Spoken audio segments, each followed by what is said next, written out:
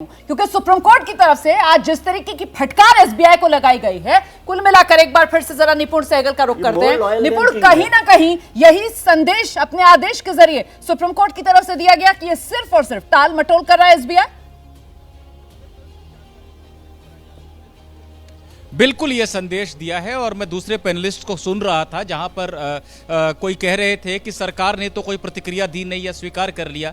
अब सरकार ने एसबीआई से क्या कहा या क्या नहीं कहा ये तो नहीं पता, लेकिन एक जो रवैया जो एक आम आदमी स्टेट बैंक के किसी ब्रांच में जाकर झेलता है, जिस पर मीम्स और चुटकुले भी बनते हैं कि अगले टेबल पर जाइए, अभी जानकारी नहीं मिल सकती, ऐसा कुछ रवैया सुप्रीम कोर्ट में भी दिखा दिया स्टेट बैंक ने। और सुप्रीम कोर्ट ने कहा हमारे साथ ये रवैया नहीं चलेगा, ये रवैया रखोगे तो अवमानना की कार्रवाई होगी। जो जानकारी कही गई थी वो दीजिए, 2 आंकड़े हैं, एक आंकड़ा इधर है, एक आंकड़ा इधर है, इसको मिलाएंगे, समय लगेगा, ये बातें, ये दलीलें हमारे सामने मत दीजिए। हमने कब कहा था कि आप इसका मिलान कीजिए? 2 आंकड़े हैं आपके पास, खरीदने वालों की जानकारी है और कैश कराने वालों की जानकारी है, उसे तुरंत सार्वजनिक चुनाव आयोग को दीजिए और चुनाव आयोग सार्वजनिक कर देगा। यानी कोई टाल मटोल वाला रवैया नहीं चलेगा सुप्रीम कोर्ट के साथ, ये सुप्रीम कोर्ट ने साफ कर दिया है। कुछ जानकारी मिल रही है सूत्रों के हवाले से इस पूरे मामले पर एसबीआई का रुख कहां तो 26 दिन भी एसबीआई को कम पड़ रहे थे। आज सुप्रीम कोर्ट ने कहा भी कि साहब 26 दिन आपने किया क्या, और अब कल तक एसबीआई को इलेक्टोरल बॉन्ड से जुड़ी जानकारी चुनाव आयोग को देनी होगी। तो फिर कैसे मुमकिन हो पाएगा ये? रात भर कहीं एसबीआई के दफ्तर और उनके कर्मचारी बैठकर खगालने का काम करेंगे, फाइलों को और ट्रांसफर करने का काम किया जाएगा। कुछ जानकारी मिल रही है?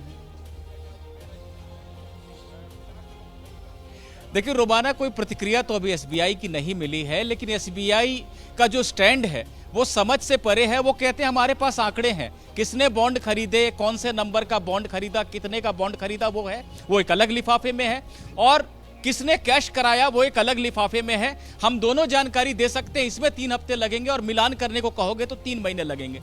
सुप्रीम कोर्ट ने कहा जब दोनों जानकारियां हैं, इसके लिए भी 3 हफ्ते, ये जानकारी आप दीजिए। तो मुझे लगता है कि जो जानकारी उपलब्ध, जो एसबीआई कह रहा है कि जानकारी है, उसे भी देने में पता नहीं क्यों 3 हफ्ते का समय मांगा सुप्रीम कोर्ट ने, इसे स्वीकार नहीं किया है। इसीलिए तो हम कह रहे हैं ना कि बैठे बिठाए एसबीआई का ये रवैया, जिसने विपक्ष को दे दिया एक बड़ा हथियार सरकार पर करने के लिए वार। क्योंकि सुप्रीम कोर्ट की तरफ से साफ कहा गया है कि साहब मिलान के लिए थोड़ी कहा है, जो जानकारी है वो दीजिए ना। किसने खरीदा, आप कह रहे हैं हमारे पास जानकारी है। किसने कैश कराया इलेक्टोरल बॉन्ड, आप कह रहे हैं हमारे पास जानकारी है। सामने लेकर आइए वो जानकारी, सौंपिए वो जानकारी चुनाव आयोग को। एसबीआई को कड़ी फटकार लगी है देश की सर्वोच्च अदालत सुप्रीम कोर्ट की तरफ से।